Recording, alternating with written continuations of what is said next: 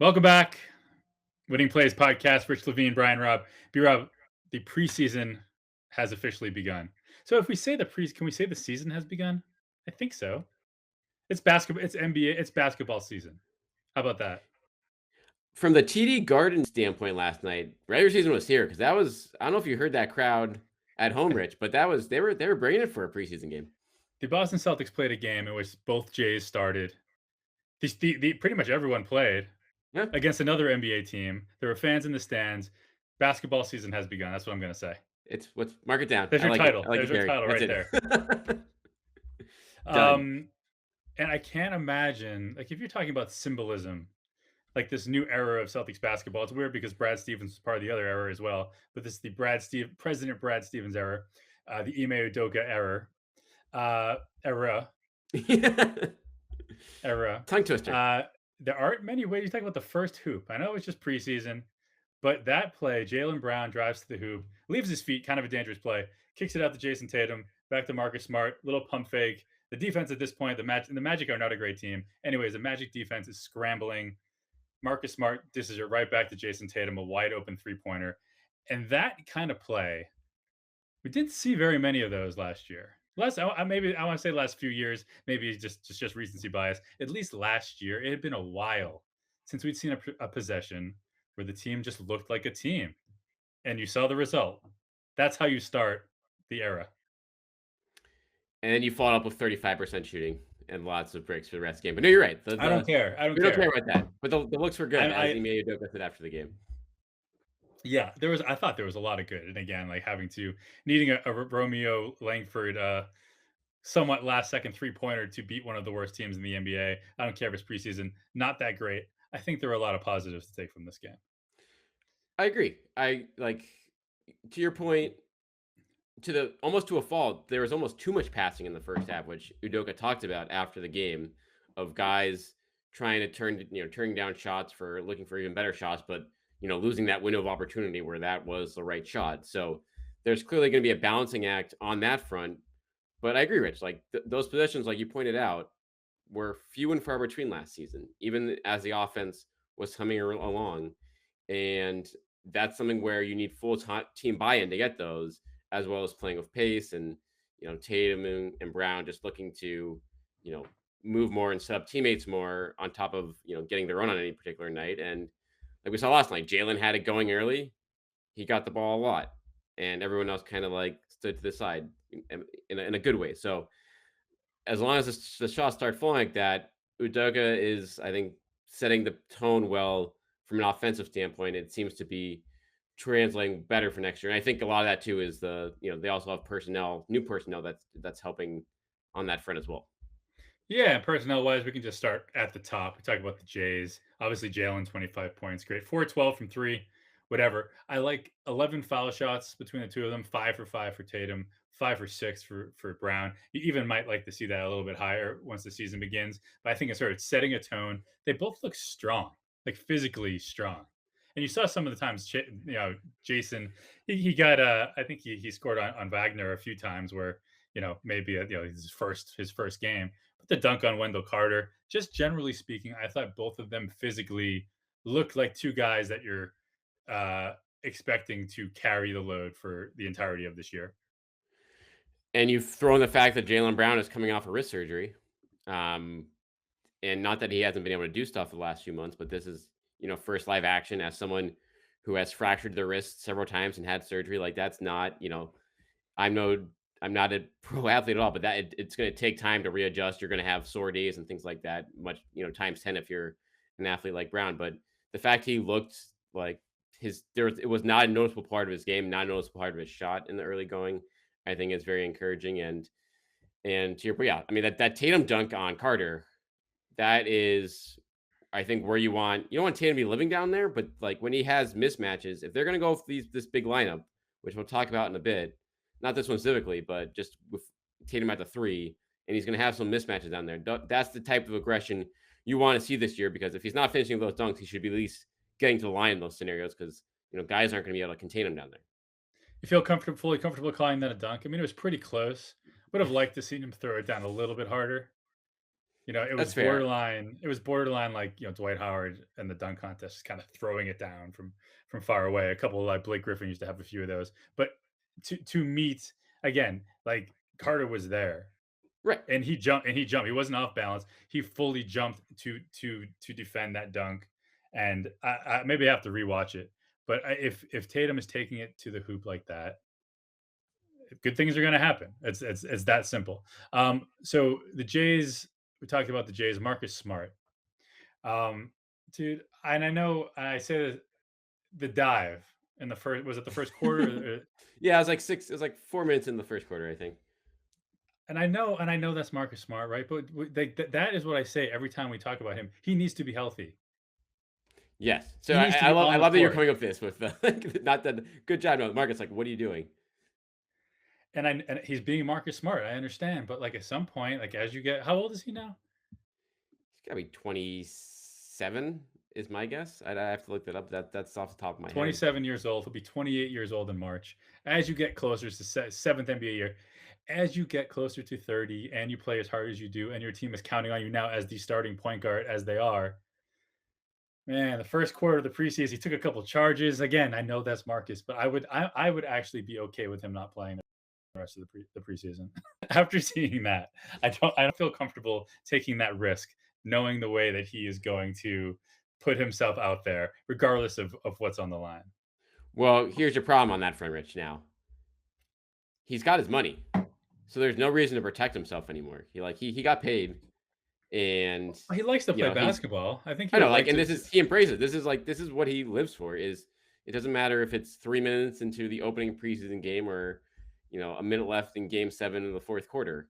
Like that's what you can't tell him to not play what his instincts are, which is a problem because his instincts will get him hurt randomly. And so finding that line, like you said, the putting him in bubble wrap and just not letting him play for the preseason, that might be the answer here. But you're having to talk to the top guy on that one. I love like in most cases you would say like getting their money would be a spot where players don't play as hard. But you're saying Marcus is now going to play harder because Yes. he's got his money. He's gonna be more reckless, take more charges, dive more because now he doesn't, there isn't even that little voice in his head being like, "Hey, you can't get hurt because this is a contract year." Well, It's I a new hope I deal. just hope he does it more. And I know I started this podcast by saying it's basketball season. Like I hope he just could do it more in games that actually matter. Is all I'm Yeah. saying. I love to see him taking charges. I know that that's him, and maybe when the Celtics are putting up another banner next fall, uh, Udoka will talk about Marcus Smart diving on the floor in that first preseason game, setting the tone that's going to change this whole season. But in the event that that doesn't happen, I don't want to see it happen anymore. And we love Marcus, right? I hate harping on the negative.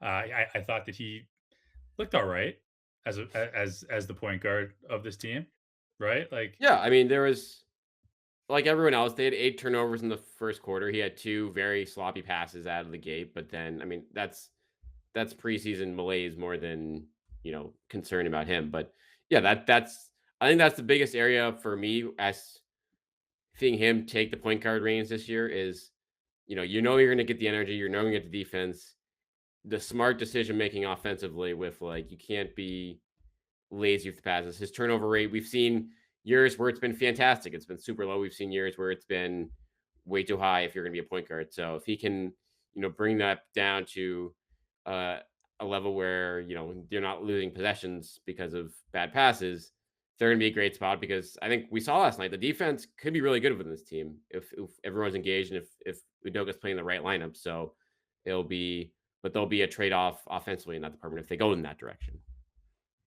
it's just so deep, and obviously we're like a little jaded coming off last season, especially where it was one of the more shallow NBA rosters that we've seen in a long, long time. But like, man, they go like 10. They go 10 deep. And I don't and we can talk about this. Maybe we can talk about this now. Like I know Romeo shot the ball well. Maybe if he keeps shooting like that, he'll find himself some more playing time. But I don't even know a guy like Romeo Langford. When are you going to play? Who are you playing over? Like he's certainly not playing over Neesmith. He's not. He's like they're all like where last year you couldn't find enough guys to go to. Now you're really going to have to put some guys. It's going to be hard for a lot of these guys to work themselves into the rotation. 100%. I mean, you saw like the end of that game of like, okay, this that was guys 9 through 13 on the roster that kind of pulled off the comeback for the Celtics. And then you looked at the guys, I know like the Magic, are rebuilding and don't have real depth and had a bunch of guys out, but like the Celtics probably had the five best players on the floor out of all 10 that finished that game. And that's, again, speaks to their depth, but I'm not sure where we're going. I mean, there's going to be an odd man out, probably multiple odd men out most nights here. And then same with Cantor. Like, how's Cantor going to play Yeah, if they're he's going to like? I mean, it might be a situation where Hernan Gomez, like that's a guy that Langford could play over if they embrace going small as opposed to having that extra size. And I think that's all the stuff they're trying to look at this preseason right now, being like, okay, which lineups make sense, which lineups have a rhythm. And then I guess they have to decide: do we really want to lean into the defense or the offense for a lot of these looks? because even some in some ways you look at like Richardson versus Neesmith. Like, is Neesmith definitely the player? I make maybe the seventh guy on this team. I mean, based on last, I mean, one game, but Because Hernan offensively, Gomez started, but he's not obviously in the right? top. So take him off, put Al in his Yeah, spot, right. and then you have you got Schroeder, you have Richardson, I guess, is 7, Yeah, and I think by then default, and then Pritchard, after that, it's Neesmith. right free for all. And so that's where the That's a solid top question is going 9. to be: if you're the Celtics, if you're Brad Stevens, if Nitsu can get that seventh spot, like earn that, that's fantastic because that gives you all sorts of more flexibility in terms of how you want to build this team going forward. Because there is going to be a lot of redundancy there in the wing if Neesmith raises his level and Pritchard keeps coming along, and then like we said, if Romeo shows that hey, you should I actually deserve to be playing even though that there's not minutes for me, then you can get creative in terms of how you want to upgrade the roster. Because I was looking at the box score from yesterday's game, and you see that like the Jays played, I think like 25 and 25 or something. Like certainly 26 for Jalen, um, 25 for Jason, and you figure they're most games they're in the mid 30s, right? So another 10 minutes each, say, Right, and then you see Grant played 9.5 minutes. Romeo played for some reason he's not showing. Oh, Romeo played 10 minutes. So it's almost like that those 10 minutes that are normally yeah. going to go to the Jays, like Grant and Romeo just slid in and filled that spot. And then Right. everyone else, and Cantor played 9 minutes. I wonder how much we'll see him on a regular basis in the regular season. But I don't know. I love you. See, Forsberg wrote a column today saying that maybe Neesmith is the fifth starter. It's if he looks like he did in the fourth quarter, that's certainly going to give you the best offensive upside of that group without, taking too much away from your bench. But I mean, It feels a let's little talk. early. It feels a little It does early for feel me. like right. I mean, it's you look pretty vulnerable defensively, especially against bigger guys. If you go Neesmith in there, since you're giving up a lot in the size department and you're putting a lot of pressure on Tatum and Brown out of the gate on that front. So it seems like with the options they have with Horford, with Hernan Gomez, with even like a Grant Williams type, like you might want to do that on some nights against certain teams, but by and large, my guess is that they're going to go big and try to kind of stack the bench of offense. So what I do want like the Hernan Gomez look. I mean, Hernan Gomez just being in the rotation. Are you in or out on that? We know he's not going to be starting full time here. It looks like, but No, they want to get a yeah. look at it. I know, sorry, Wancho, but what did you What did you is he bringing anything to the table that interests you here? He really I feel like he kinda just stayed out of the way on offense and tried to craft the offensive glass, which honestly is probably not a bad choice for him if he's trying to make friends here. Yeah, I mean, he took 2 shots, he took 1 3, and you talk about, like, in what ways is he going to be most effective? It'd be maybe as a three-point shooter, but I also like, there was one stretch he was out there with the Jays, Marcus, and it was just Al instead of, Rob. Right. So the star except Al instead of Rob, and there was some great spacing on offense there. You could just really see there was that one play, must have been the first half. I feel like Marcus, like, took his guy one-on-one out of the half court, did, like, a little, I don't know. Basically, just bro. I forget who was even guarding. It might have been Anthony. But it was just so clear. The paint was so clear. The defense was spread so thin that Marcus was just able out of the half court set to break his guy down one on one and finished in the paint. So I think those are ways, obviously, when where Hernan Gomez can help. But I don't know. I mean, plus 6 in 17 minutes. That's not bad. But he was kind of just it was just kind of a neutral game, I would say, which is better than bad, but not quite as good as positive. And speaking of Rob, um, one of That might have been his seven. worst game ever But last you night. know what I liked? So he was 1 of 7, which is very un-Rob, right? A guy who shoots close to 80% at times. I like that he was taking those shots. Like he took a couple mid-range jump shots. Obviously, they didn't go in, but I like that he's at least trending towards maybe having that be part of his game. I like that he's thinking about taking those shots because if he can start consistently hitting a 15-footer, maybe even some days, maybe you can push it back a little bit. It'd be a start. Like that changes his effectiveness. He's already so effective, but like I think that it would really open up stuff for not just him, but for the Celtics if he can start hitting those shots. Yeah, and that's practice that all you want in the next 2 weeks. Like, get them all up, especially if defenses are gonna take away the paint entirely from you on the roll, like, get that practice in. But I do wonder how much leash he's gonna have on those once the real games start, and when you're Yeah, you got to start 75% hitting shooter. him at some point. You gotta start Yeah, hitting him at some point, so, like, it'll be but, yeah, that's something even, even in summer league and stuff like that, you can tell at least the past coaching staff didn't want him to take a few of those, even though I think he hit them at a respectable rate last year. I feel like there's a few games where he knocked down a couple of them, and he's clearly getting more comfortable with them. But yeah, you're right. Like those are the tools you want to have. You don't want to be relying on them, but if defenses have to at least think twice about getting out there on you, if you made the first one, then that's obviously a win for the team and spacing. But I do wonder, like, is Rob 100% your starting center? Like, is there any? I wonder if they look at like the Horford Hernan Gomez front court and then bring Rob as just a rim runner off the bench, and obviously he's playing the same minutes essentially, but maybe taking some of the onus off of him. I wonder if that is a consideration at all to start this year, or if he has the keys to the car. yeah. Oh, he was 0 for 7 actually. I think he only had one foul shot. Yeah, that feels like a step back. I don't know. I don't think you're ready to do that with him. Like maybe at worst case, maybe you say, hey, maybe you step back your game a little bit. Like don't maybe go back the way you were playing last year and not really worrying about those mid-range jump shots. Even that he had a guy took a guy in the post and took a jump hook at one point. He missed it, but he took it.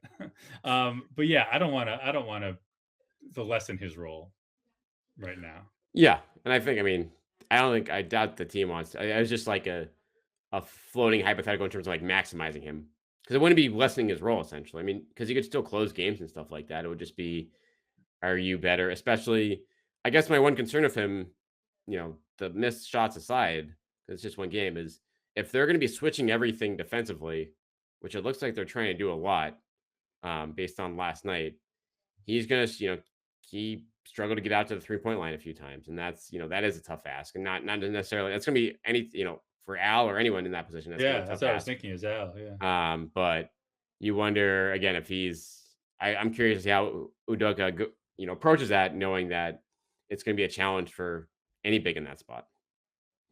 Richardson and Schroeder combined 2 of 15. Not a great start. I guess that's why they're available. What's funny is that Richardson was plus 11, Schroeder was minus 12. Huh. I thought Schroeder played better over. Actually, Richardson was really good defensively. I'll say that. Schroeder, just a lot of Rondo vibes. I mean, this is not like a new Yeah. take on this, but Scal was saying that on TV. turning down a lot of shots, looking to pass, which is again a good thing when you have guys hitting shots, but that wasn't the case last night. Um, but yeah, I like the defensive energy from both. Yeah, and Schroeder had the great alley oop to Al. He had a great feed to Cantor later in the game. Like he's a guy like he knows how to run a team. You get that sense, and that's something that certainly they didn't really. I guess when everyone was healthy, maybe last year, but like that's a really and if he's gonna be your sixth man. Um, that's someone and I don't really think of the word reliable when I think of Schroeder, but when he's out there and when he's focused, he's a very solid second point guard. So I think again, he had four assists, 3 rebounds, 2 steals, filled up the stat sheet. Um, but yeah, those two were also 0 of 4 from three. We'd obviously like to see. Uh, but The Richardson drives were not pretty. There was a no, lot of and whatever, Let's it's hope I one get a game. whistle kind of stuff. Yeah. Right, exactly. Just not, and that's the one other thing, like who outside of Brown and Tatum, like it's hard to figure out who else on this team will get to the line. Schroeder should be able to do that. He used to do that early, create that contact at the rim. He's probably the next best chance, but Horford is allergic to the paint these days. I mean, a lot of that is by choice, but then there's no one else really that you can count on to get there, or at least to create reliable contact there. So you'd hope that both of those guys will eventually be able to do that in games that matter. Um, Did you catch that GM survey that came out just as we were about to record? I did see that, and I didn't see a lot of Celtics on there Not a lot of in any love, format. and I guess so. Here's the thing. Like I was a little, I guess, a little bit surprised by the lack of Celtic attention, but when I really thought about it, I don't know. I don't think it's that deserving. You know what I mean? Like there were very few spots where I could look and make an argument. Big wait, you forgot you forgot Tatum, you forgot Jalen. So I think I there were a few spots where they were listed. Which team has the most promising young core? The Celtics finished third, 7%. The Hawks, clearly, I think everyone can agree. 50% of GMs picked the Hawks with the most promising young core, and then the Rockets, very different kind of promising young core than the Celtics, but the Rockets, because they have so many So that's surprising. young That was a players. surprising pick to me to have Rockets second there, because I mean they have a lot of guys, but who's the slam dunk prospect on there outside of their most recent, like, Green? Like, I'm Yeah, not and I sure. guess you probably do. They still include Wood like as a young player. How old is he actually? Is he probably older than? He's got to be mid-20s at this point, I think. I know he was undrafted, or was taken late in the second round and bounced around for a couple years before he broke Yeah, out for the he just Pistons. turned 26, so I don't think Yeah, he so that's, counts. yeah. But I mean, they have what Jalen Green? Do they have? I know Yeah, Green. he's the favorite to win the rookie of the year according to the Yeah. GMs. So and they have obviously what P friend from Turkey, the guy who they took with the Celtics The Celtics 16th pick. pick this year. Watch closely. Um, and I guess right, like if you want to, Kevin Porter again is a guy that I think has a lot of talent. Like, is he ever going to channel it in a way that's going to work on a winning team? We'll see. Right. He's still considered young. But yeah, then the Celtics at 7% are third in the GM Not survey. Not bad. so again, that's, I think, more of a reflection of last season than anything else, and just, you have Brown and Tatum, but then all these picks you took the last couple of years, no one's fully buying into them yet, which Who rightfully is so. who is the best perimeter defender in the NBA? Drew Holiday got 50% of the votes. Ben Simmons got 17%. Jimmy Butler third, and then also getting a vote, Marcus Smart. Okay. And that's Put that. and that is understandable. Where one GM say who's the best perimeter defender? Yeah, I guess Marcus Smart. But you can't get upset. Be like, I can't believe they think that Jimmy Butler is better than Marcus Smart. Maybe he is. Kawhi Leonard also got 10%. I think you can argue is probably, when he's healthy, a better perimeter defender than Marcus Smart. Then finally, which new or relocated head coach will make the biggest impact on his new team? Rick Carlisle gets 64% Whew. of the vote. Ime second, 14%. Now, do you feel like that's a reflection of, like, the previous Pacers coach was just so bad Right, he has that more room they get to more and improve. more room, whereas Brad Stevens, yeah, like, they had a bad year, but how much is he was at fault for that? I think he was pretty far down the list of things that, like, were rough about last season. Yeah, and it also might just be out of respect for Rick Carlisle. Yeah, I don't know. Like, I'm sure he's been. I don't know if he's been a mentor for a lot of these guys. I'd be lying if I said He's that. a president of the Coaches Association, so that has to count for something. Is he? I believe so. Yeah, yeah. Yeah. If that's the case, that's kind of what I'm saying. Like, he's a legend, right? He won a title. He's going to a place that has a lot of talent, like for sure. Not that the Celtics don't, but the Pacers are pretty loaded as well. So yeah, it's sort of deferential to Carlisle, but it's also nice to see that Ime got it, was respected enough to come in second place. Jason Kidd was third at 11%. I would Also hope that. receiving votes: Chauncey Billups, Jamal Mosley, Wes Unseld Jr. How many new coaches were there this year? Like 7, 8? I want to say 7. Yeah, it's a hefty. Almost everyone got a mention. Got a, at least a Yeah, peep at that's the right. Who's the one new coach that who's didn't the get one any list? guy.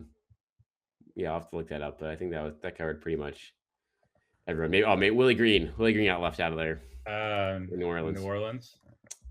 Tough break, Willie.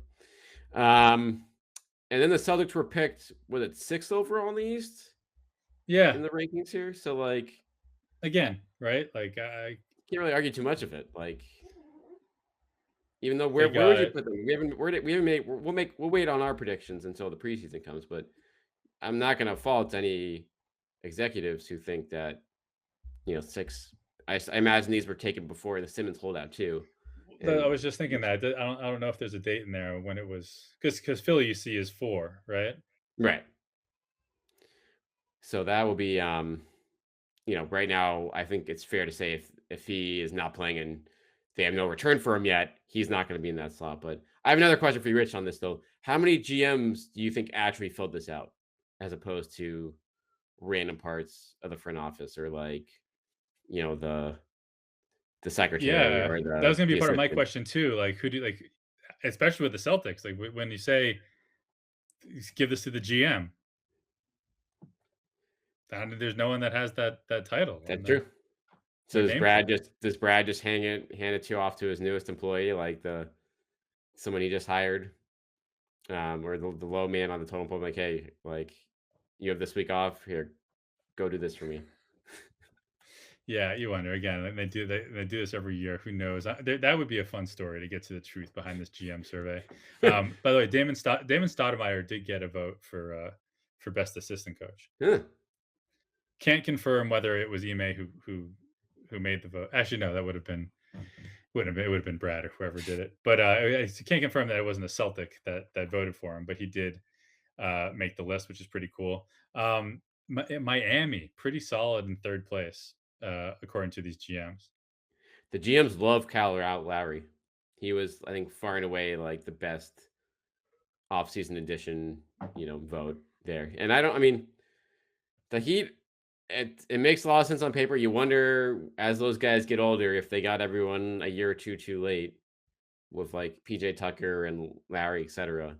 But if everyone kind of plays a role there, that's certainly I think a clear cut number 3, at least when the playoffs roll around, that you don't want to see. Yeah, I guess. Yeah, right. When the playoffs roll around, that's a good way to say it. I'm getting sort of like Nets vibes a little bit, like after the Pierce and KG trade. Like Lowry's going to be 36 years old this season. And how long a deal did he get? They gave him a 3-year deal. Is that I am not positive.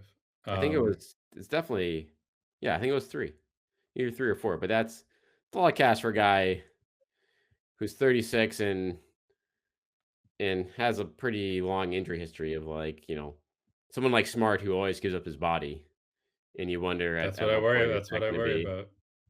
So 10 more years of that, like for Smart, you wonder what he's going to be looking like at that stage of his career. But They for now, picked up that's going a to be they picked up a Morris twin as well. I didn't realize that. The Heat did. Markeith.